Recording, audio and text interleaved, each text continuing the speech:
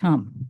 Now I'd like to introduce our speakers. We're so happy to welcome the directors and CEO of Evergreen Commons, who just had a very fantastic gala this past week.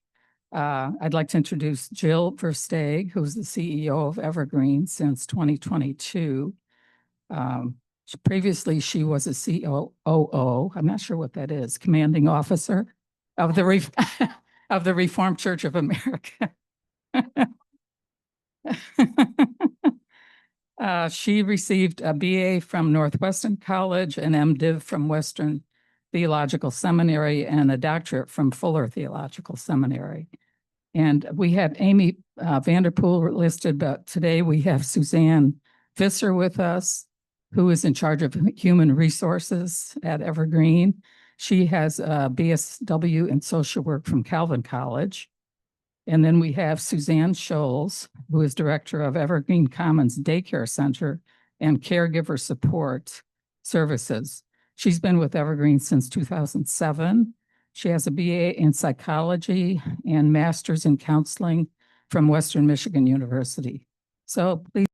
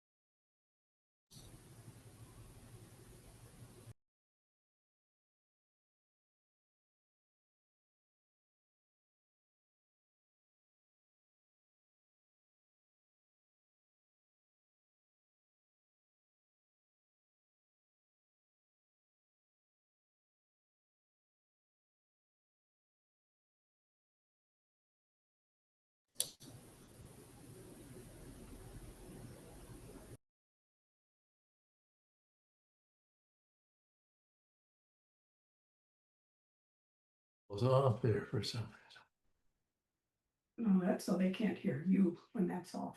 reason. Oh.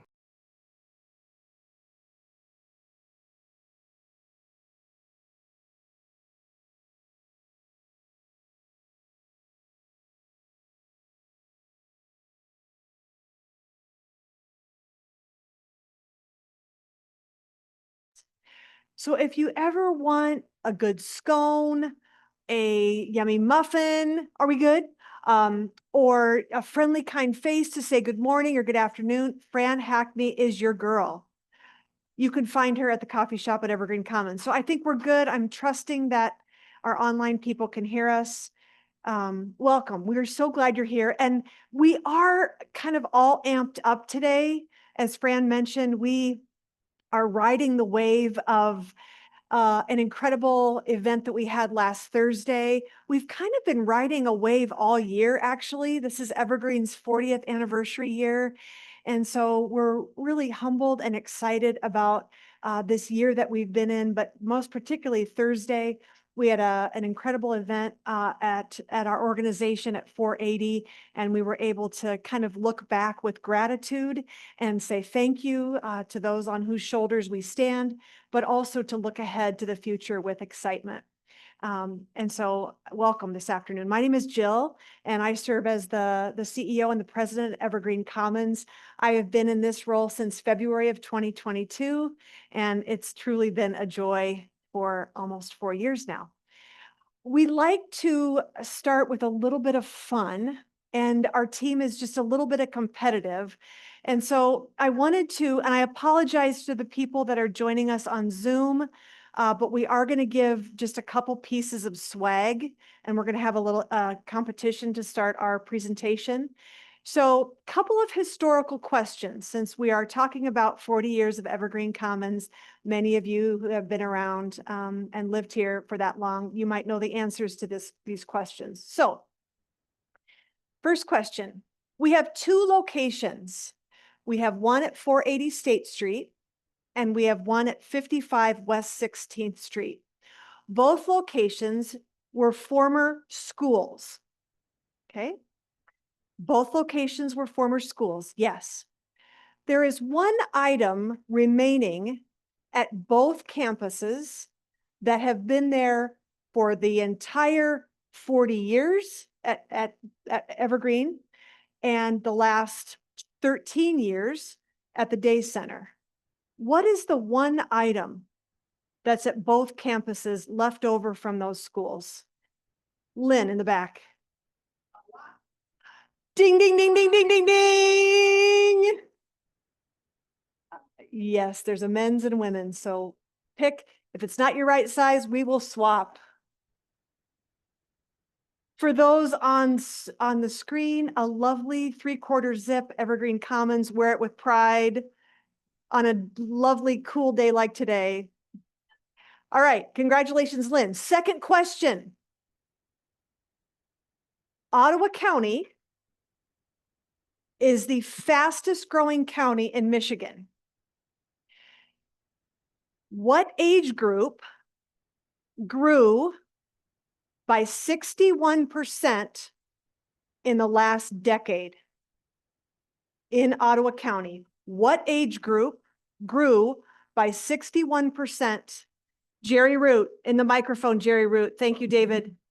Us old people. Yes, we'll take it. Those older people, yay for Jerry Root. Those age 65 plus was the fastest growing age demographic in Ottawa County. And that's only going to continue by 2030.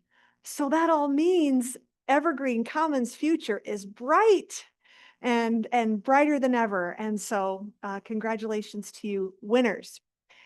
At Evergreen Commons, we inspire older adults to live their fullest life. And we do that by taking on a model of holistic wellness. And my colleagues will do a deeper dive of what that means in just a few moments. I want to say too that we want to make this as informal and interactive as possible. So if you've got a pressing question, please just raise your hand, interrupt us. We love to be interrupted. If there's something burning on your mind that we can tackle right away, or for those online, raise a hand and David will gladly pass the mic. So please, we won't wait till the end. So in 1981, a woman by the name of Marjorie Hoeksema, Marjorie had a passion and a heart for older adults. And she kind of galvanized a group of older adults, and they would meet weekly for socialization and connection, for care, mutual care, and for learning. And she went to Edgar Prince and she said, these older adults with whom I meet every week have never seen Holland from Lake Makatawa. And you, Ed, have a pontoon. Would you think about giving boat rides to these 12 older adults so that they can enjoy the city of Holland from the lake?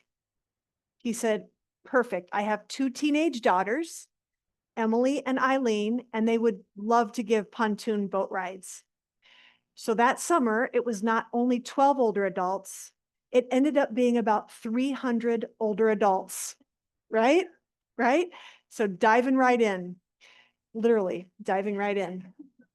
And so Emily and Eileen prepared lemonade and cookies, and twice a day during that summer, they would give pontoon rides. And there was joy, and there was deep meaning, and there was purpose. And that fall, Marjorie came back to Ed with gratitude and said, you know, I'd love to have a space for us to meet.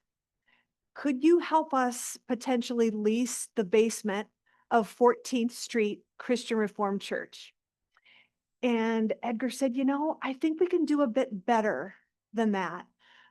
For everything that these older adults have done for our community and the value add that they are, and for the truth that when we raise and lift older adults and champion their contributions to our community, the entire community is transformed for the good. So even then, in 1984, 85, Ed had a vision, I believe, a trailblazing vision beyond his own time. So he assigned his daughter, Emily, who was a senior at Calvin College, and said, I want you to find best practices both in our neck of the woods and throughout the United States. Find the best in class, then called senior centers, and let's see if we can replicate or do our best to create a space better and bigger than the basement of a church, albeit great, but we can do better. So she came back a year later and said, I think this is possible. And I think there's a spot at the corner of state and where Michigan intersect. And I think we can do this. And so after a year of planning and visioning and dreaming, Evergreen Commons opened its door on March 14, 1985. So 40 years ago. And in line that day were nearly 7,000 people. Isn't that incredible? 7,000 people. I get goosebumps thinking about it. And it was one of those where let's build the plane as we fly it, meaning that Evergreen Commons, both then and today, belongs to older adults. It is about people. And if you were to zoom out and look at an aerial map of the greater city of Holland, you would note that 480 State Street is actually at the very center of the city center. And so we aspire to be a place for the people, for older adults, a hub of connection. And again, my colleagues are going to share a little bit more about that in just a minute. So I'm going to press pause. And we're going to watch just a little bit of a brief video to even unpack more of our history, and then we'll keep going. All right.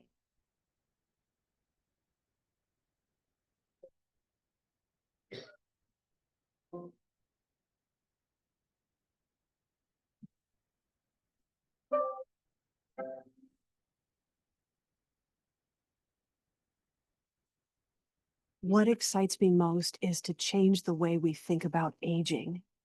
The word retirement means to go away, to disappear. I want to turn that narrative on its head and say, these are the best years of your life.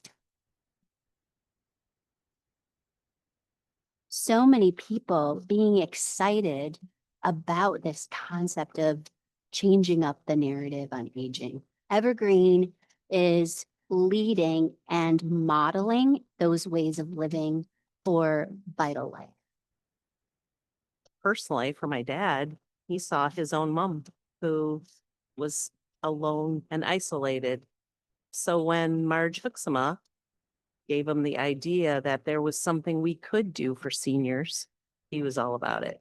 He looked for the big vision, for the 50-year vision, not for the 5-year. And the whole city got behind it. The whole community got behind it.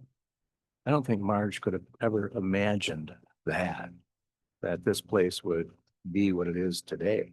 The vision of Ed and Elsa and Marjorie Hoekstra, I think, will live forever. I think they would be very, very pleased to see that this has come to such marvelous fruition. To have 1,000 people come through the door every day and to have a membership of over 5,000 people is really quite extraordinary, I think, for a community our size. The beautiful part about meeting people here is not only did we become friends, but they introduced me to their friends. So there's this ever widening circle of people I've met because of Evergreen.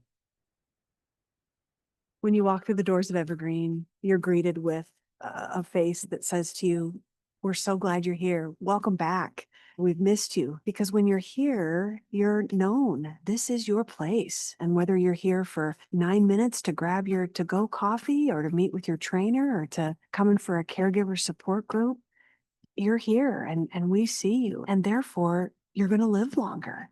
That was a game changer for my mom's health and well-being. It has meant the world for her to have new friends, new experiences, and to feel physically well. We are focused on this journey of aging being one of human optimization. And actually, the world needs us.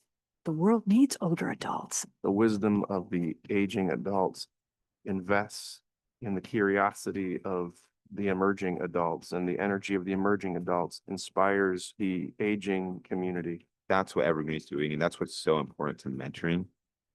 When an older individual can see a future and can see hope and how he can help and bring wisdom and experience to them, it's like there's a reason for me to still push myself and keep on going. The people who come here and utilize this also go out into the city. And so the benefit they're getting from Evergreen, they're passing on to wherever they're going. The gift that this place is to our community for the good of the whole, not just a demographic, but what its impact and ripple will be for the entirety of Holland. It is well positioned because of its historical foundation and how it's come to be that ongoing beacon or ongoing anchor for all generations to be able to say, oh, because we have this, it makes the whole community more solid. I'm really excited that Evergreen is going to remain in the heart of Holland. It's the epicenter, if you will. It's like a hub of people being involved in various activities that enhance, total person. There's always something new that's available to learn or do and try out. As seniors in a special time of life, keeping that vigor going. Yeah, this is just going to become our Disneyland. Aging has changed. And I see Evergreen keeping up with those innovations. And I think that's the key for the future. What excites me is that A, there's going to be a future. And B, it's going to be brighter than it is now. As we look to the next 40 years, I'm hopeful that many people in our community will catch a vision for what this organization is, what it can be, and will say, this is a place I really want to support. 40 years ago, a vision was cast to be a trailblazing, world-class, one-of-a-kind destination for older adults to live longer and to live better for longer. And so here we are today. Our future is bright. We cannot wait to welcome in the next generation with unreasonable hospitality. I look forward in the future to telling the stories of the people who flourish here.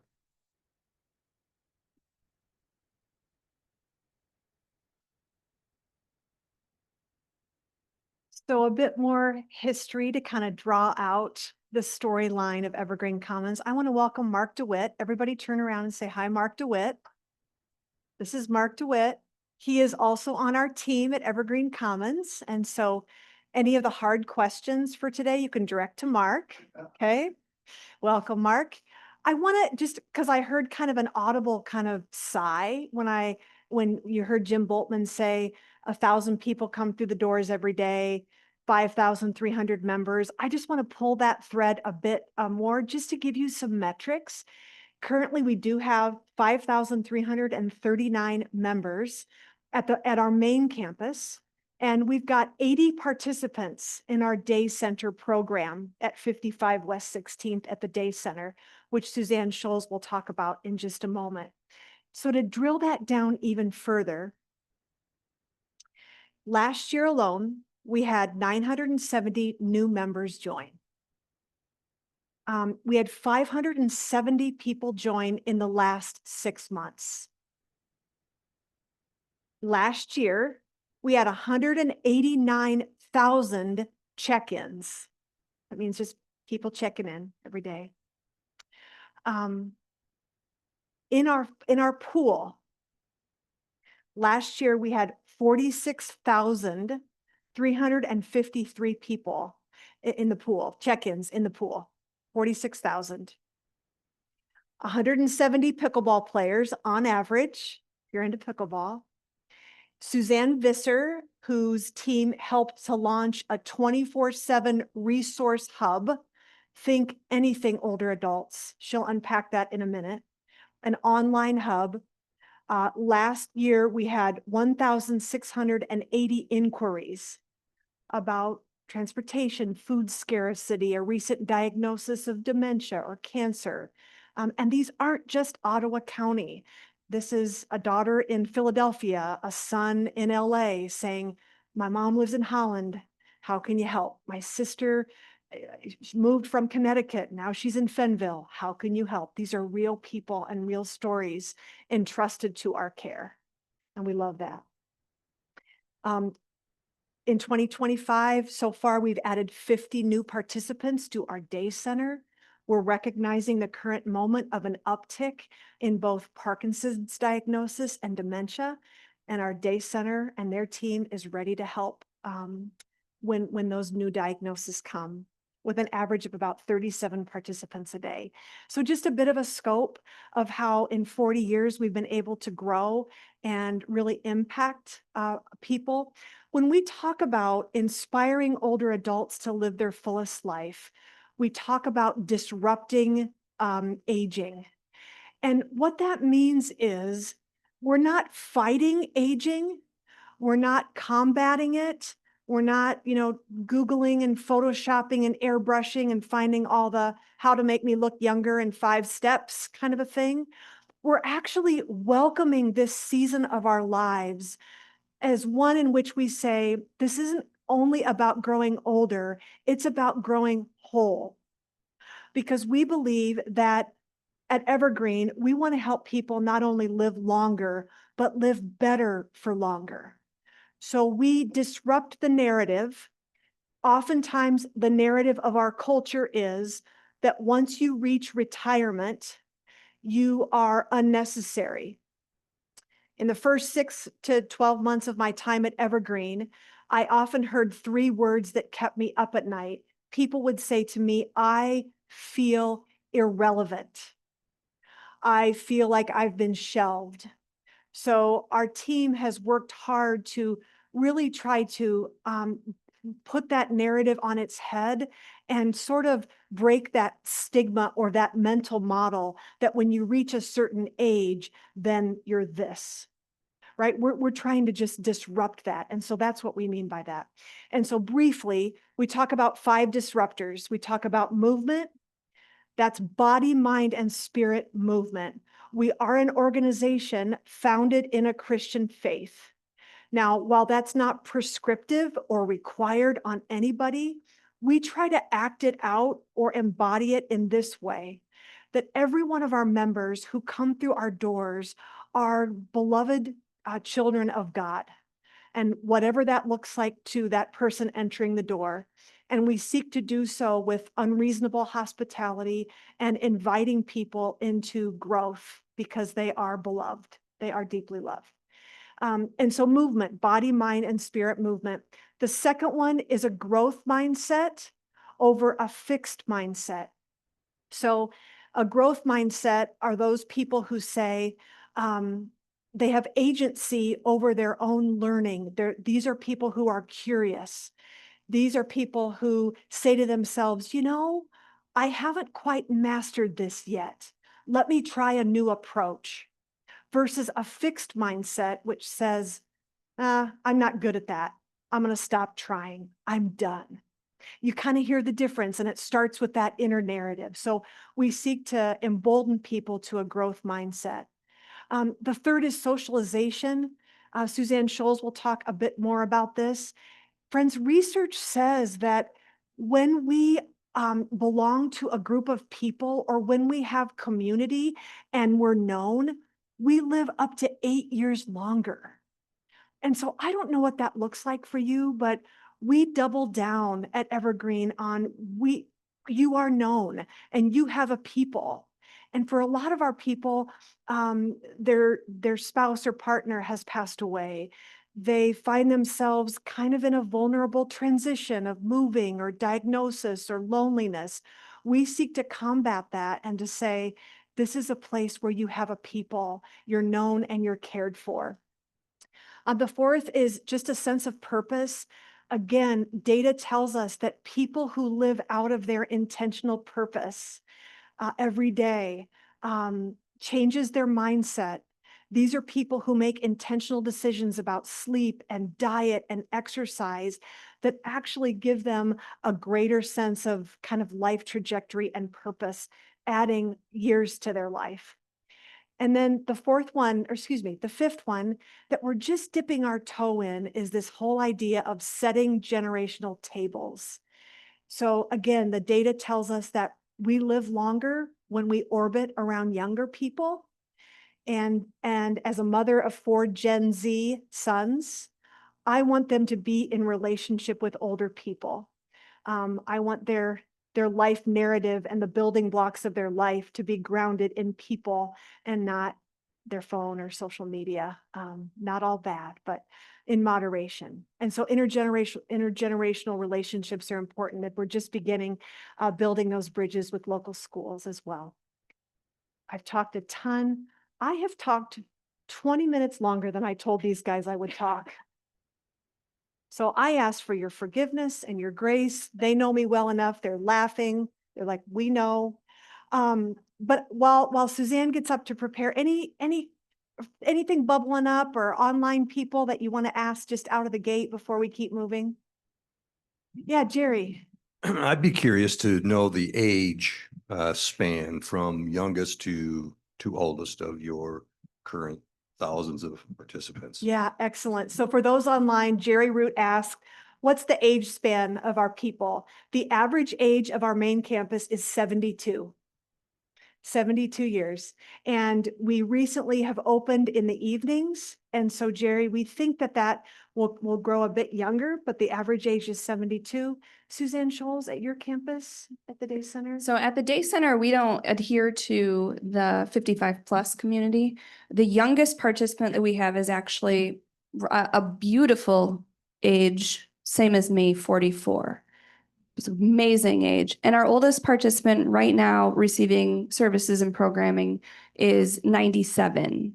So that range of 50 years kind of brings people in a little bit earlier than we see at main campus. And right around the same average median age, around the 70, 75. Dr. Dykstra.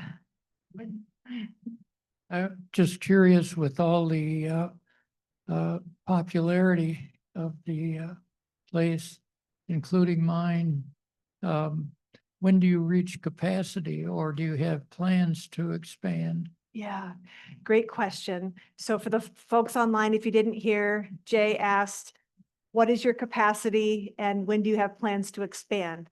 So yes and yes to both of those. Yes, we opened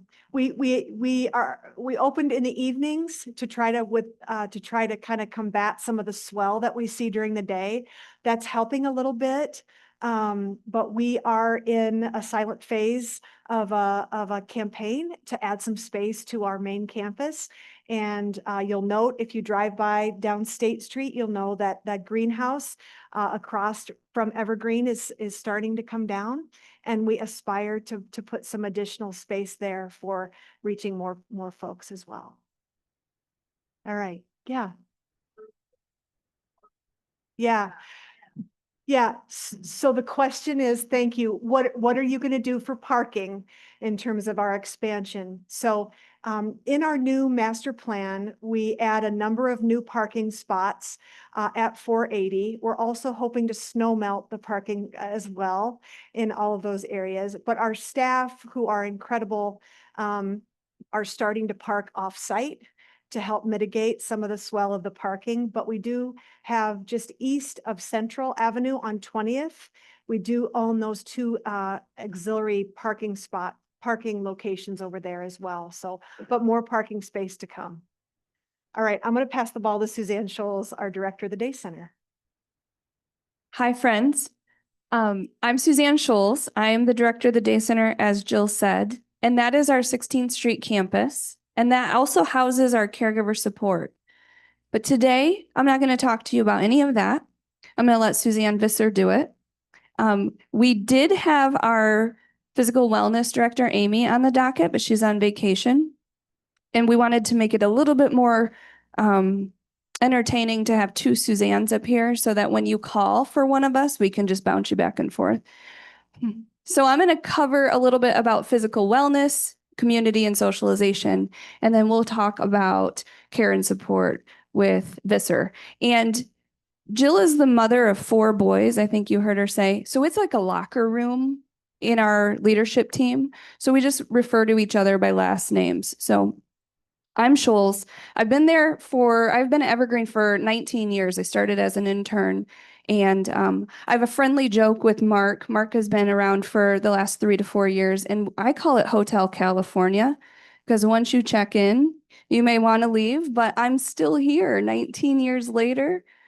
So I'm going to talk about that a little bit later, but we're going to talk the history and physical wellness and why movement matters. So as Jill said and kind of touched on the history of Evergreen and the space, and we've been deep in this 40-year celebration, I've got very acquainted with the space expansion that we've done. So physical wellness didn't always have a space at Evergreen. From 1985 until the mid-90s, there wasn't a lot of space designated for exercise. Classes would take place in common areas where they could fit it in. And by the mid-90s, that demand grew and grew. So there was a needs study in 1995, and that kind of projected Evergreen toward what it looks like now with that 25,000 extra square feet focused on physical wellness, fitness, and our pool. So movement matters, as we talked about, and physical fitness, exercise, the demand that we saw for growth in the 90s matters because it's evident, it shows evidence that there's really good benefits in a community setting when you participate in group fitness, in individual exercise, and you're in a community that's empowering you to stay moving and to benefit your health through those various activities. We know that physical exercise and movement can benefit you both, or well, 4 ways. Of course, physically, because it's going to help you with balance, quality of life, disease prevention. As we age, mobility is a big hindrance to independence. So we want to make sure that we're staying physically well so that we can stay independent. But we also know that it can support our cognitive health. So exercise can enhance memory. It can increase our attention. So have any of you done a pretty rigorous or complicated workout? Better yet, has anyone here ever been a tap dancer? The attention that you need to follow a routine or to stick to a fitness routine is something that you don't even really think about, but that's a cognitive exercise right there by itself. And then it increases our executive function. So executive function is everything that happens up in the front of our brain. It's how we get through our day-to-day lives. And we want to make sure that we keep that very healthy, and it's only enhanced by physical activity and movement. And natural movement, whether you're doing a fitness routine or you're hiking or gardening, anything that you do to keep moving is beneficial. Physical wellness also reduces loneliness, anxiety, and depression. So it's releasing a lot of endorphins, a lot of good chemicals in your body. And it's also creating connections and empowering you to,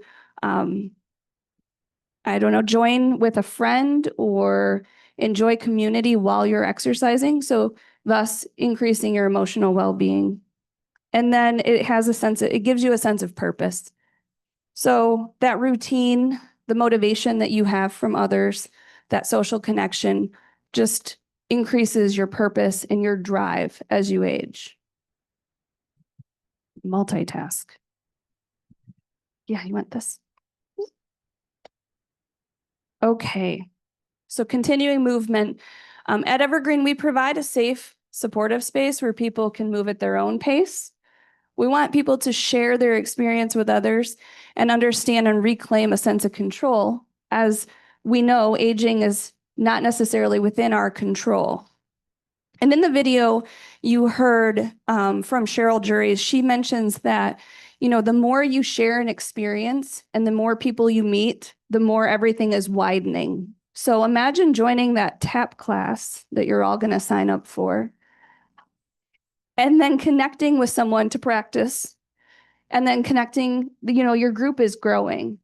So we want to make sure that we provide that opportunity for you at Evergreen, so that in, I would say, 10 years, when we're coming back to speak to HASP, we're going to talk about not only the trajectory that Evergreen's been on as far as an organization, but the world-class tap team that we have. Not yet. Yeah.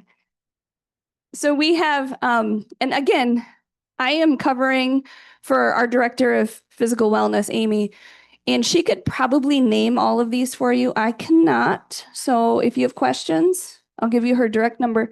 But we have over 70 weekly group fitness classes. Those classes are in our full fitness center, in our pool. We have Waterworks, Aqua Combo. Anybody do that? Anybody want to tell us what that is? No, I'm joking. We have group fitness classes like Zumba, Pilates, yoga, drumline, and then we have personal training. So the way that we can keep moving in the future is to make sure that everything is tailored to the individual.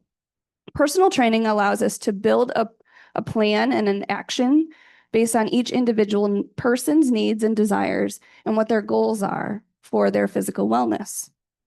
We have biodensity. Anyone here done the biodensity machine? She might have done it. She doesn't know. Oh, so biodensity is a specialized exercise system that has high impact strength building movements, and that can help you within minutes increase your strength and physical well-being. So one of the things that our fitness team is very proud of is the technology that we're using to stay current. We don't want to just be stagnant. We don't want to continue to be as is. So our technology and our equipment in our fitness center is extremely leading edge. We have a techno gym platform, and that is let me read this directly for you. It combines high quality biomechanical design and technology for your personalized workout. So Techno Gym equipment is going to be able to do a physical assessment based on your own personal makeup and chemistry, and then it can promote a very tailored exercise experience for you. And we're very excited to have that over the last year that we have expanded on our Techno Gym. Okay, now next slide. And with all of that, we want to make sure that we are doing all the things we can to combat chronic disease and support those who are living with chronic disease. And that's what we think of when we think of our physical ability, and our fitness plan is to combat some of that chronic disease. For over 20 years, Evergreen has focused on Parkinson's disease. We know that Parkinson's disease is one of the highest growing populations as our population grows and ages. There are 11.77 million people globally living with this disease, and it only makes sense that Evergreen pay attention to it. There is a phrase that we've heard that is, once you've seen one person with Parkinson's disease, you've only seen one person with Parkinson's disease, because it's so unique to each individual. So our team is trying to stay ahead of what that looks like for everybody as they are aging. It's the second most chronic disease in older aging adults. It's a neurodegenerative disease that impairs muscle movement and motor function. And what's one of the first things that takes away independence? The lack of mobility and the lack of being able to sustain your daily routines on your own. So we're paying close attention to that. There's been a 273% increase in Parkinson's disease since the 90s. 273. We also have a higher aging population. So we're seeing more people, and that only means more chronic health issues. Evergreen focuses on these programs to impact better movement and greatly reduce the challenges when it comes to needing more expensive long-term intervention. So it increases our quality of care. And then we also have a focus now, disease specific, on cancer recovery and thrivership. So in the past year, since 2024, we've really focused a lot on training our fitness team. I have to read this for you guys. Hold on. We were trying to read it yesterday, Jill and Suzanne and I, and we're like, what does that mean? Cancer Exercise Training Institute instructors can tailor a fitness plan and rebuild and maintain strength and endurance for individuals living with cancer, those who have survived it, and those caring for someone who is currently succeeding in beating cancer. So anyone who's interested in learning more about that, we're really honed in on our cancer platform at this time, just to make sure that we can be very intentional with the focus on aging and the things that you guys are facing more and more as you climb to that #1 seat as the 110-year-old at Evergreen Commons. Okay. We're going to talk about things I'm far more comfortable with. Yes. That I know a little bit more about. And I'm just going to read this statement because I really like it. It kind of bridges all of our pillars together. At Evergreen Commons, we don't just promote movement. We create opportunities for aging adults to move together, forming friendships and finding a sense of belonging. So movement, like Jill mentioned, is not just physical. Next. It's not just physical. It also encompasses that sense of community and socializing. And socialization is one of the biggest and most important things we can do to keep ourselves independent and have a high quality of life that we take for granted. You live a full life, you're working, you have kids, you raise them, you travel, you do all the things that you do in a full life, and then you retire. And once you retire, a lot of people think, what do I do next? What should I do? And you've experienced all of this. You just take for granted that you've had you were a social being. You've had all these connections. They came very naturally built into the system that you lived through. And then upon retirement and aging, we need to be intentional about making sure we socialize. So human connection, less visible, just as powerful. Social connection is one of the most important factors in healthy aging. And studies show that loneliness can be just as harmful as smoking 15 cigarettes a day. So back in 2012, when we moved from a space at 480 State Street to expand into the day center on 55 West 16th Street, the then director would use the quote, socialization or social isolation is just as bad as smoking a pack of cigarettes per day. And this has resurfaced again in the last couple of years. And I was sitting at my computer and I thought, is this even still real? And so I was looking it up just 2 days ago, and it's been accurate for 20 years, this study, that they have been looking at social isolation to make sure that we are doing the things that we need to do. Otherwise, withdrawing and just kind of letting your world get smaller and smaller is going to impact you as much as smoking. Social isolation and loneliness are two different things. Social isolation is very objective. It's how many connections you have in your community. It's what you're doing to stay engaged. Loneliness is subjective. It's how you feel about what you're losing as far as social connections. Loneliness is a distressing feeling. You can feel alone or separated. Social isolation can make you have loneliness or increased feelings and symptoms of loneliness. And while you can live alone and feel lonely or socially isolated, you can't. What did I just say? Well, I'm reading. Well, you can live alone and you can feel socially isolated and lonely, even when you're surrounded by a group of people. All of us in this room together doesn't mean that I don't have feelings of loneliness or social isolation. There, I got it. Social isolation also, I think Jill mentioned this too, it increases our likelihood of chronic disease. So 30% more risk of premature death or of an increase in cardiovascular disease. That's pretty impactful. 30% more, because your world is smaller and you're not connecting with people, and they're not seeing how you're doing, and you're not having that bond and that human connection. Okay. So at Evergreen, there are so many opportunities. This is where the list gets really long. And you can find us at www.evergreencommons.org to find a list of things you can do.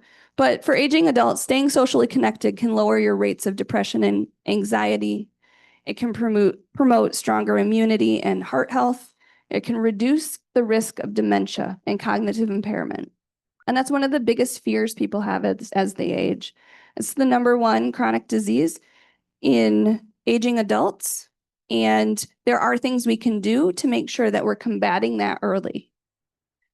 People who engage in meaningful activities have a better sense of purpose, and they tend to live longer.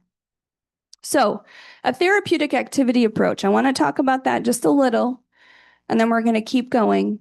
The therapeutic activity approach, so something that Evergreen does very intentionally, is build our enrichment programs around this approach. It focuses on finding something you want to do and not something that you just do because you should. We want to promote well-being and impact the whole person.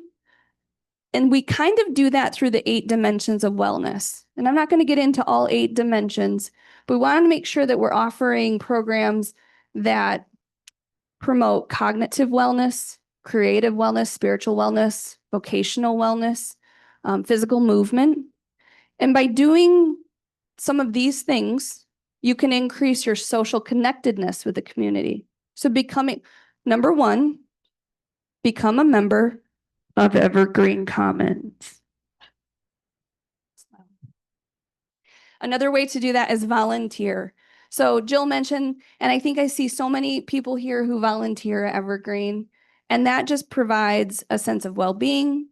You learn new things every day. You meet people, you have purpose, and that drive and motivation continues.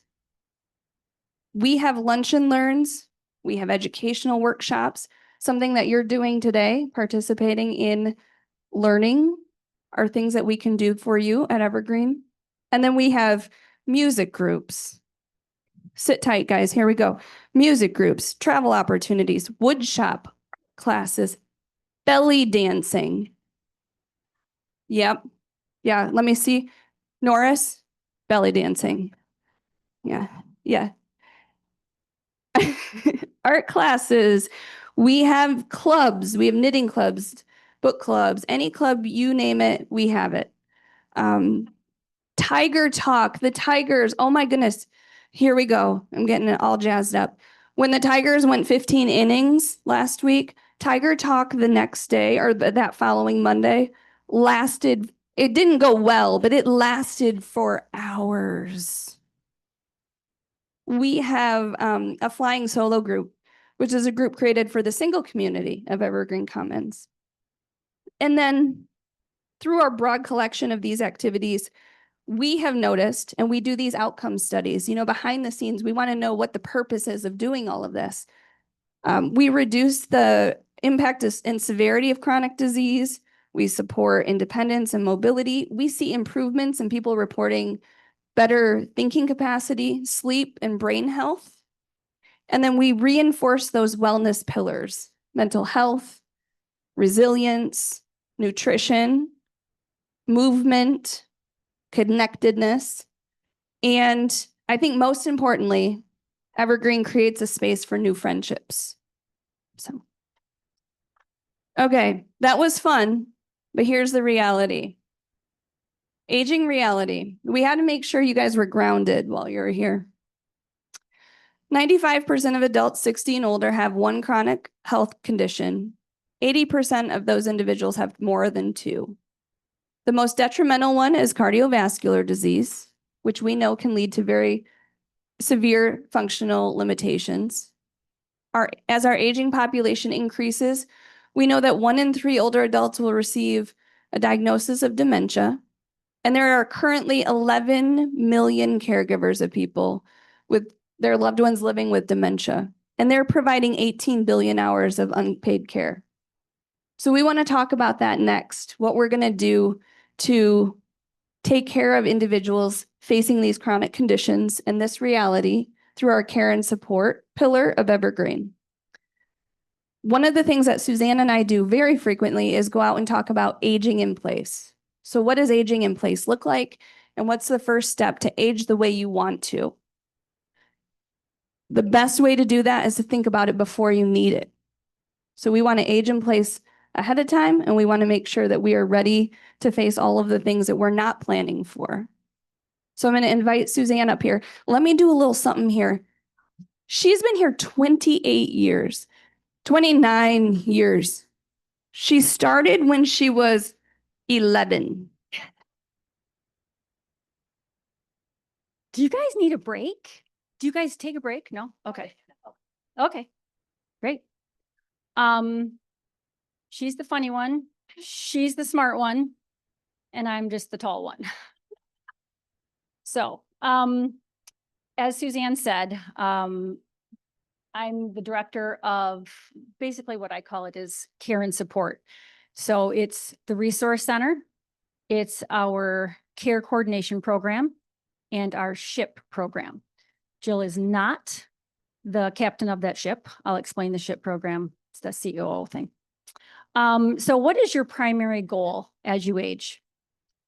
And in the last probably 3 years, Sholes and I talked a little bit more about what Evergreen does and really how can we bring this show on the road? So Sholes found this great little, anybody know this group of women?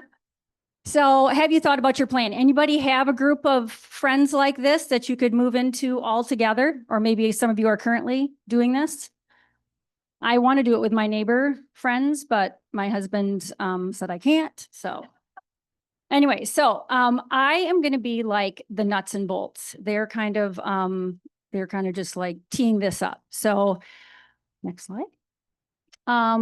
Ask yourself, what is your goal? Do I have a plan for my future? What might I need help with? Who is my support system? Where do I live? How do I get around? All those questions, right? And as we get older, I noticed Sholes was saying you, because she's in her 40s. I'm 56, so I totally feel like I'm right here with you. I was at the eye doctor this morning because I got something going on with my eyelids. I'm not going to say what it is, but it's not catchable. But anyways, all these things that happen to us, right? As we get older and we start to worry about things.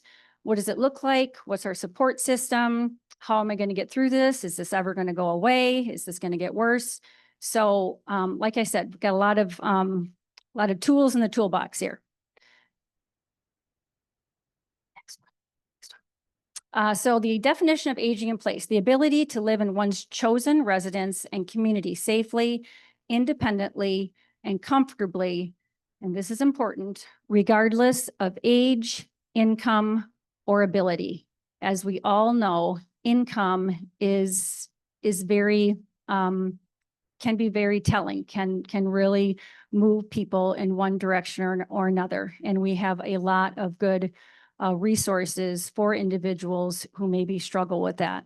Why it matters. It promotes independence, enhances quality of life, and reduces healthcare costs.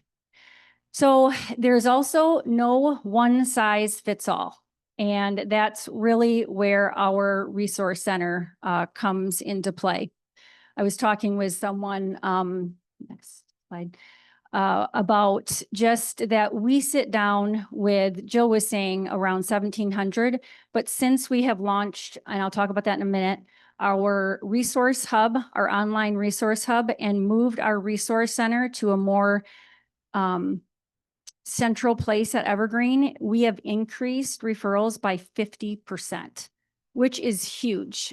We have gotten out in the community to care managers at doctor's offices, just a lot more accessibility.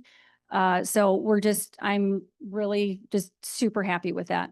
The benefits of aging in place, emotional well-being, financial savings, community connections, challenges, physical barriers, health concerns, social isolation, unexpected circumstances. This has come to be very personal to me, aging in place. My parents are in their 80s, and I have been doing this job for almost 30 years, giving advice and really not having experienced it. And experiencing this with my parents has been both joy-giving and a big struggle. Trying to keep them safely in their home. My dad is the caregiver, and they really want to stay there. What does that really look like? Is that doable? And I don't know where many of you are at, but I'm sure some of you think about moving, or, how long am I going to be able to stay in the place that I am? So just all of those different things to look at. So a deeper look, there's a lot of good, and you may know all of these, but I'm just going to say them and just let you know that there are so many good resources to keeping people independent at home. Home delivered meals, you can get that through Age Well Services, Mom's Meals, Home Style Direct, in-home care agencies. We have a list of in-home care agencies on our website. I also brought a list with me. Personal emergency response buttons have come so far. Your watch is an emergency button. Just a lot of good resources, but there's also landlines. There are also all sorts of different things that you can do through that, with medication reminders, fall detection, so somebody doesn't even have to press the button. Care coordination and support. We partner with Senior Resources, the Area Agency on Aging. So we serve 120 older adults in Southern Ottawa County, and we provide long-term care coordination for them. I cannot tell you, I'll call her Catherine. Catherine called me super upset right before I left. She got a letter from her doctor, she thought, that from Corwell, that the doctor, she thought the letter, and she was kind of crying, so I couldn't understand her. And she was convinced that the letter said that she was no longer going to have this doctor. And I'm like, you know what? I'm like, I don't think that's the case. I said, look at your calendar. Do you have anybody coming today? And she has Tracy coming from Senior Reach. Senior Reach is a home-based, they come to your home, and they provide mental health services, but also support. So I knew Tracy was going to be there at 1. So I quickly emailed Tracy and said, hey, Catherine is super upset about this letter. Can you read it and get back to me and let me know what it says? And then I know Wendy, the social worker at Corwell Home-Based Primary Care, and I'll connect with Wendy later to let them know that when the nurse comes later this week, that we need to wrap around Catherine. Catherine doesn't have any children. Her sister died a year ago, and she is really alone. So this care coordination program is unbelievable. I've had her for 15 years, and it is a wonderful, close relationship. And we have 4 care coordinators that go into people's homes and provide that long-term care coordination. So that's my little spiel on that program. So where to start? Okay, there we go. Resource Center. So our goal is just to simplify and personalize your options. Gracie is our bilingual care coordinator. She was in the Resource Center yesterday, and someone came in off the street, had some lunch, and then came into the office. This person is homeless, living at the shelter. He was just evicted. He is Spanish speaking only. And he was, we think, just in a little bit of some mental health crisis. So Gracie sat and talked with him for a half hour, gave him some housing lists, gave him some other resources. Community Action House is a great partner that we have, and was really able to just kind of de-escalate and let him know, call these places. If you need more help, come back, and he'll take the Max Transit and come back and probably see Gracie. So it's that Resource Center and our care coordination program is open to the community. It is not member-based. So all those 2,000 inquiries that we get through the Resource Center can come from the community or they can come from members. The Resource Hub, if we have a few minutes at the end, I would love to pull it up if we have that capability on the computer. We'll see later. But the Resource Hub, and I have a handout here with a QR code and also the website. We launched this in April. And this is, we are so happy with this. Originally, so Mark DeWitt started working for us, and there was an opportunity through the Michigan Health Endowment. And he and I and Sholes and Jill and our whole team wrote a grant. And we got a grant that created this website. Originally, I said, I would just love to have our 250 organizations in Holland that we partner with to be on this website. And could we like organize them into categories? Super simple. But they made it even more incredible. And we have approximately 40 articles in there, just on a variety of different caregiving topics, disease specific, legal, Medicare, Social Security, all that fun stuff. So hopefully I can pull that up at the end quick. Housing options. So that was an experience. Touring all the places with my parents. So all these places that I've been handing out on a sheet of paper, it was just really interesting. I would strongly recommend if you are looking for a friend or a sister or brother, a parent, and going to the place and just obviously really seeing it. We have caregivers who, so it was a really good thing for us. And that's what we tried to do at Evergreen in the Resource Center, is to be able to really have partnerships and know what these places are. So it was just really being able to look at the different places like Cortland over on 24th Street, assisted living and dementia care. It's a totally different feel than you go over to the cottages at Rest Haven on 32nd Street. It's just different. The ceilings are lower. There's actually some financial assistance that you can get through that organization versus maybe Cortland. So there's all those different nuances that are just really important to look into, and we can really talk you through that. Medical services. So within your doctor's offices, and you may all know this, an in-office RN or social worker care management. So oftentimes doctor's offices have care managers who are also RNs. They are invaluable. If you have not met yours, ask your doctor's office if they have one. What's new to Medicare in 2026 is that Medicare, and I can't think of the wording right now, but they are actually going to be reimbursing doctor's offices to provide this service, which is huge because right now doctor's offices are just covering that. So that will be a Medicare covered service, which will be incredible. Specialty or home-based medical care. So there are 4 doctors, like medical teams that can come to your home. Corewell home-based primary care that does require priority. Tandem 365, which also does require priority health. Primary care at home, that's through your area agency on aging if you're in Ottawa County. And then if you're in another county, Harmony Cares will come into your home. And then advanced primary care is an incredible doctor's office that way. I believe it's 60 and older. You need 2 or 3 chronic illnesses. My mom is there, and they have been so incredible and are just, she had something going on and they got her in that day instead of going to urgent care, which was happening a lot. So they've been an incredible resource. Next one.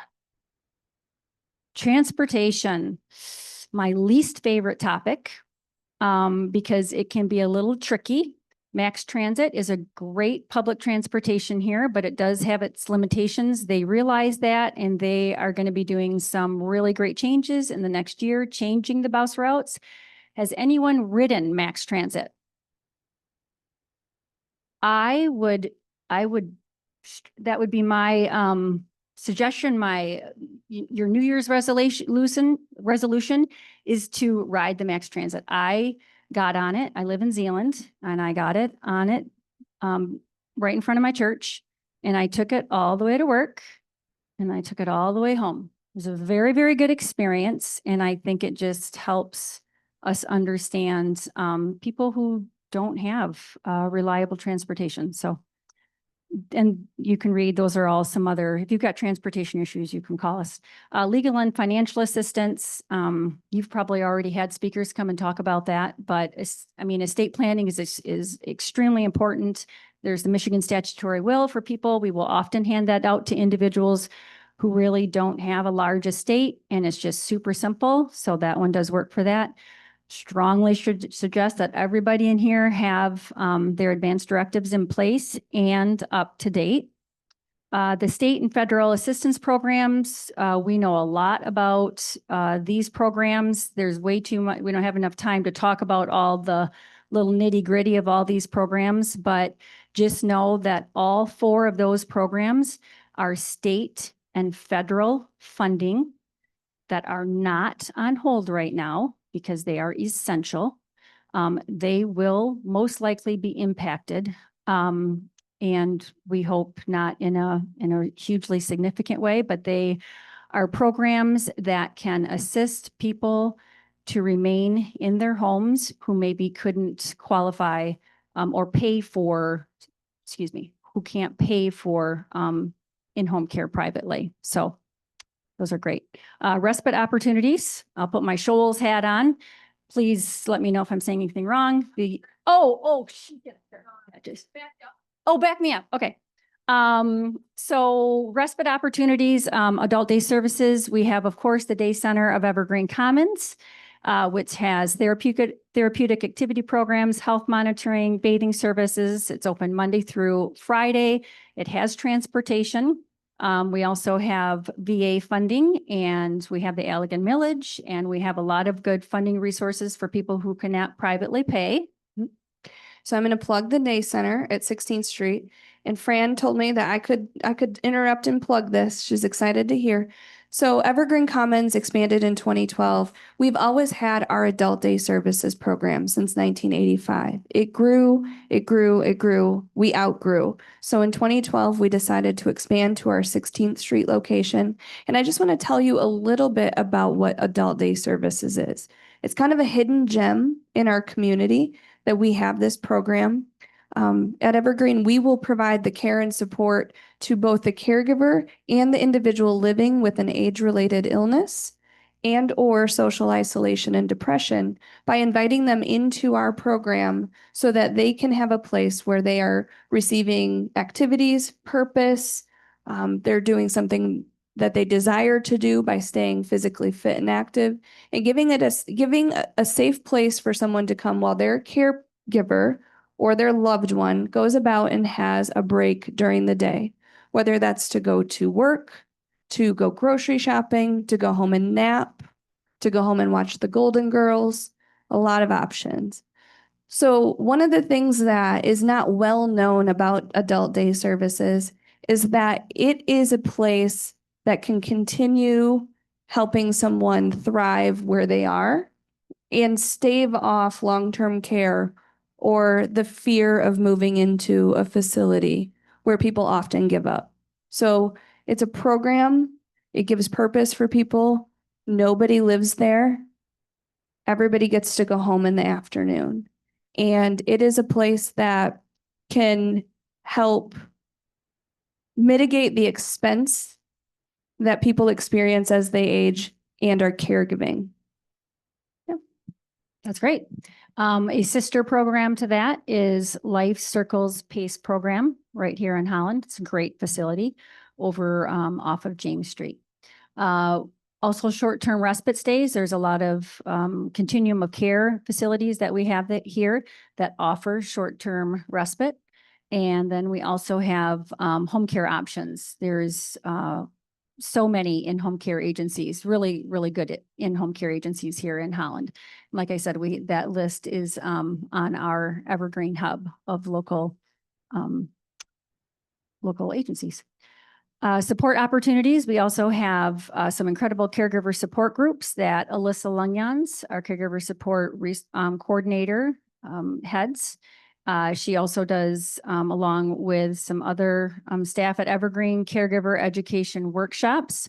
We also have that information on our Evergreen Hub. And our disease-specific support groups, Parkinson's, cancer, and grief support. So just really good, again, community, just so good to be able to meet and be with people that can support you in the ways that you need. And I think that's it. We did it.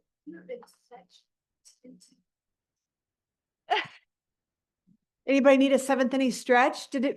Fran said we're going till 5. So you guys want to just stretch it out and see what we need, right? Q&A, feedback.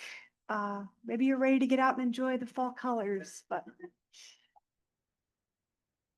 I think what struck me as all three of us were talking is how interwoven everything is that we do at Evergreen. So it's not just 3 pillars, it's a very blurry circle of services and activities that we do at Evergreen. And we know that we could talk until 5, but we know because of how much everything overlaps for us. So whether you're coming and getting to know us for the first time because you want to exercise or belly dance with Norris, or if you want to take a class with us, or if you need a little bit of support, it's just impactful for me to stand here and to my colleagues talk about the things that we're experts in and realize again and again how much it overlaps.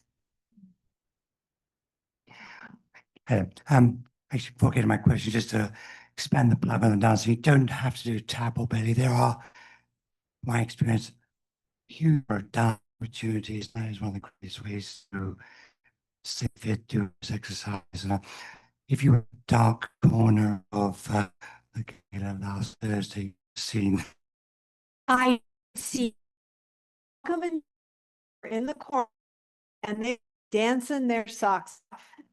And they were quite good. Yes, I think we have 5 or 6 different dance groups. yeah. Salsa. So whatever flavor rocks you. Whatever flavor rocks you, right? My question is actually about the resource hub. I come from information science background. One of the things that worries me, drives me crazy, how do you keep that current? And do you have resources to do that? And how do you stay in touch with what's new and emerging?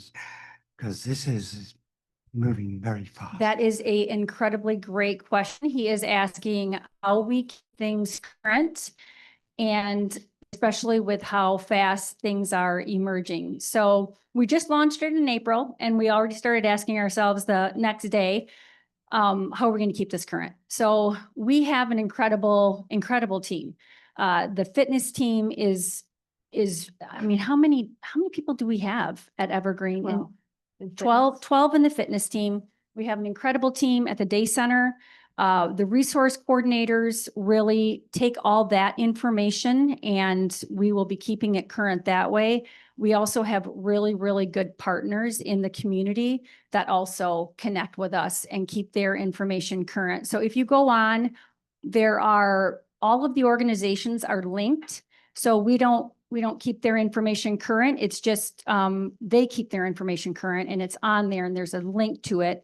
The articles, we will be creating new articles there. We've also been, and I'm really glad you brought that up because that is about how do we put things on there that are currently happening, the workshops. And today we had a lunch and learn, just putting information on there. If you go to our Evergreen Commons website, it's not quite as fluid. It has some really good information on it, but it's kind of hard to search for certain things. So we are definitely working on that and we'll have a better way to do that. So.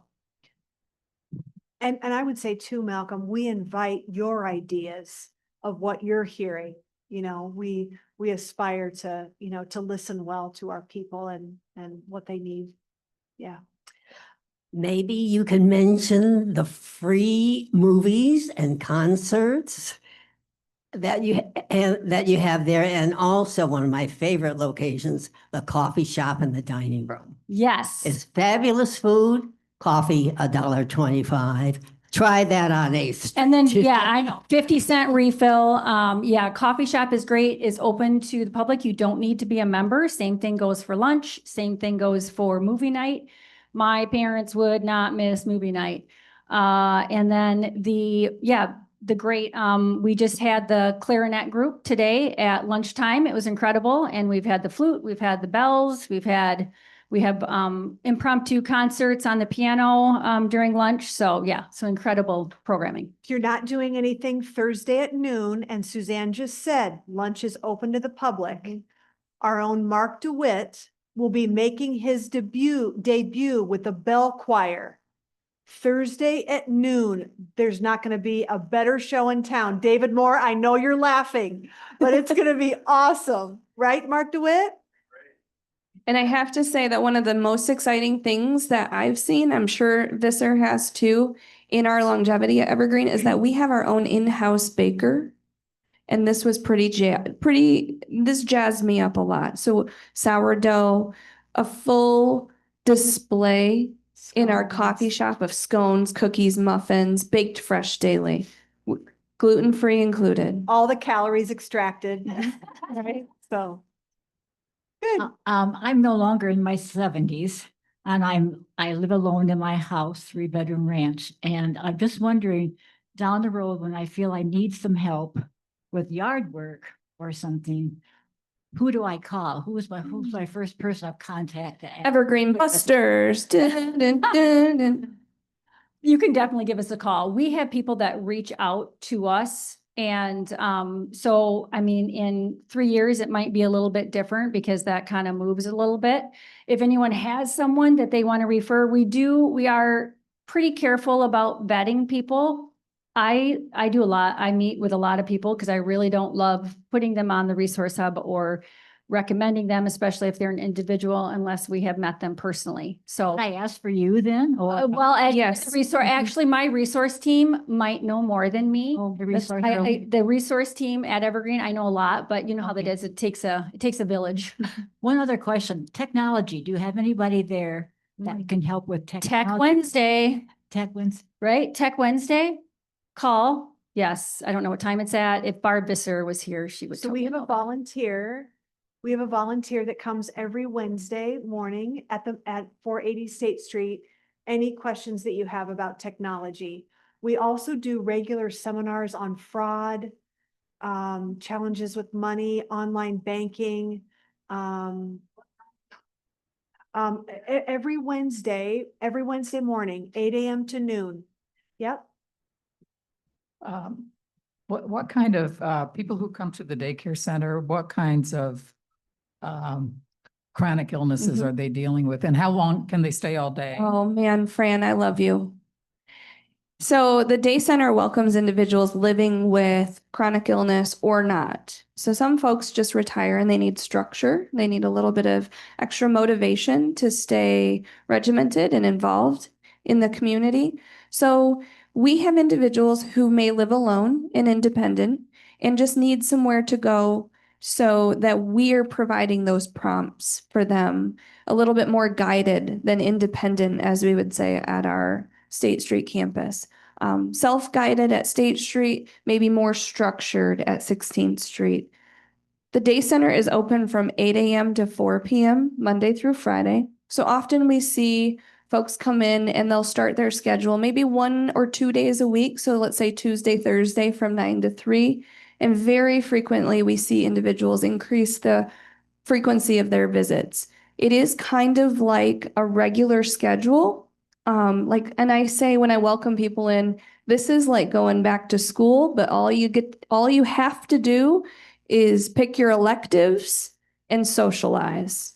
So you get to talk to all your friends, you get to enjoy everything that you're doing. And it's a very person-centered program. So we get to know each person and their background, their interests, and their likes, so that we can build a program around what people are telling us. Is there a charge for that? So our fee schedule at the day center is based on service per day. So we are building a care plan and we do have medical and health oversight by a nursing team and a registered nurse. We do provide nutritional oversight as well. So we build a fee schedule based on individual needs, and it is ancillary from membership.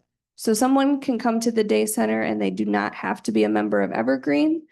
Our caregiver support and education is all free to the community because we want to be a valued place that can help educate and support anyone who has questions or are kind of facing something they hadn't planned for as a caregiver. And then the fee for service is also offset by state and federal grants and contracts that we build with our community partners, like the Veterans Administration, the Allegan County Millage, Senior Millage, our area agencies on aging. So it's really subjective to what an individual needs. Does that help? Yeah.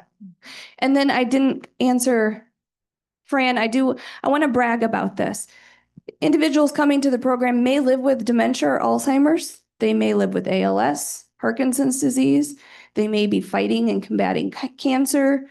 They may just have stubbed their toe. But those individuals come to us because they want to feel purpose and they want to be in a supportive environment. And the brag here is that our longest currently enrolled participant just on October 10th, 23 years. So she has been attending for 23 years. So Patty. Yeah. Any more questions?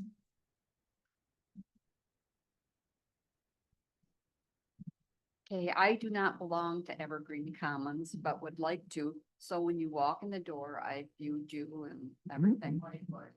Oh, okay. Is that better? Yeah.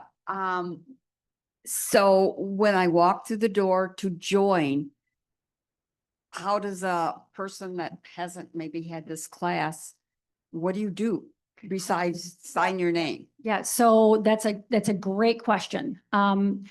Any door that you walk into at Evergreen, there will be someone there that can direct you to the main entrance. So the main entrance could be Barbara in the morning or Sue Lane at the other entrance, or we may have Volunteer. Yep, A or volunteer. So they will then walk you over to member guests, which is maybe only 30, 40 feet away. And you can sit down with Laurel or Jennifer or Lindsay, and they'll walk you through membership, what that looks like. There are many Medicare Advantage plans that membership at Evergreen Commons is included. If it's not, then they can walk you through what that looks like. And there's tours often, or anybody in the resource center. Hey, I just need some help, or any one of us. Just reach out. Judy, one of the awesome things that we've experienced as a team is Jill's encouragement for unreasonable hospitality. So no matter who you encounter, you're going to find that unreasonable hospitality, and we'll be able to help you get into that belly dance class that you're looking for. Oh, yeah. Maybe I could talk loud. Just another quick question for the pickleball. If you want to do this and you've had some experience with tennis, but you know, the way they score and everything is very different. I'm sure you have beginner classes. We do. Yes, we do. Beginner pickleball classes. She was asking about. Yeah. David, did you have a question?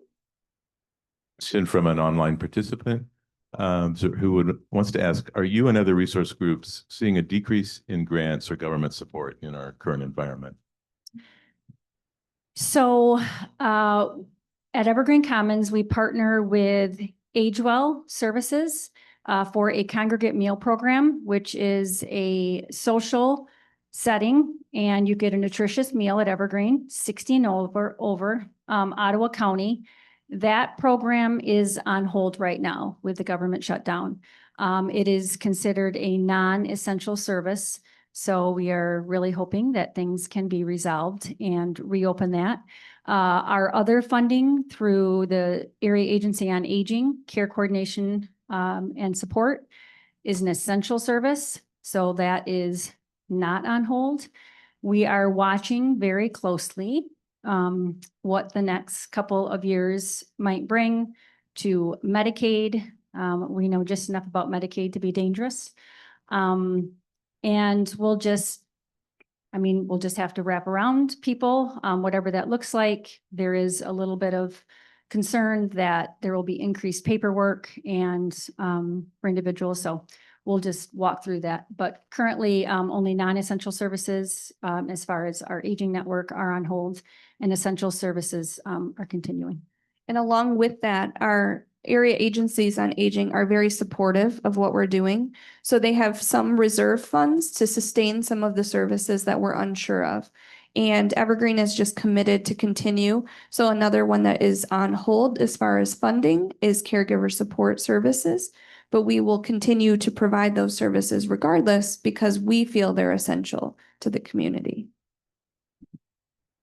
Oh, there's a question about. Oh, sorry. We had a member call the office who wasn't able to do the chat online. So they wanted to know, they really appreciated the wood shop that's part of Evergreen, and wanted to know if there was any plans for expanding into any other public-private partnerships or any other things similar to that. What was mentioned was quilting. Mark DeWitt, I'm going to call on you from the back. Come on up.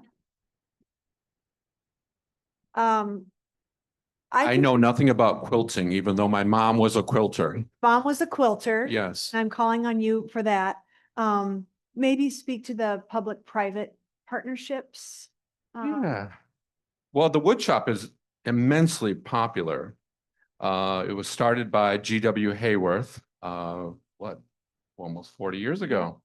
And what we're finding is that when Jill talked about intergenerational flourishing, younger people collaborating with older people, having mentoring experiences, we see the wood shop as a gateway towards that.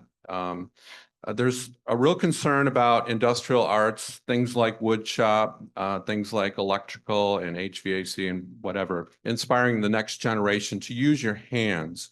And we see an opportunity in the wood shop where older people can walk alongside a younger person to build something, but more so what they're going to do is build a relationship and inspire them to understand where each of them comes from. You know, are you familiar with the Center for Leadership at Hope College? We did a study with them. So they're in the DeWitt Center, in the Borchter Center. And Center for Leadership did an independent study of who we are. And these group of students, without really spoon feeding them, they told us that there's an opportunity with younger people to do what they call reverse mentoring, meaning younger people can teach us a few things. Whereas it always was the other way around, thinking, well, an 80-year-old is going to teach a 20-year-old, all the ways of the world. So we see the wood shop as an opportunity to do that type of flourishing. Good. Infrastructure question. Is there anything on tap for carpet replacements? Really looking tired. Thank you for bringing that carpet up. Yes, we would love for the carpet to be replaced. Yeah. Yeah. So a year ago, we replaced our dining room carpet, and it really became one where we had a group of people kind of say, I'll buy a square. I'll buy a square. And lo and behold, 12 families later, we were able to replace that carpet. So our annual fee is $65 a year.